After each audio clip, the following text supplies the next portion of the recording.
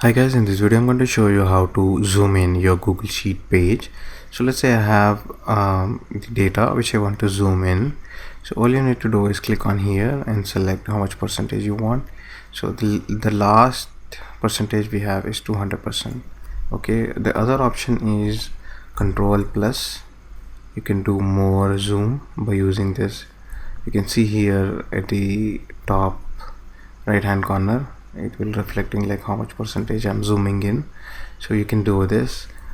So if you want to restore it, you see a small icon which says zoom and then click on reset, so it will all come back. Okay, let's say I want to make this as 100%, so it will come back to 100%. So this is how you can make the changes for zooming options. Let's say if you want to zoom out, you can select 50%, so you can see more information, like more cells you can see in a short span of time. You can even go like more zoom out, plus control minus, so it will cover more cells.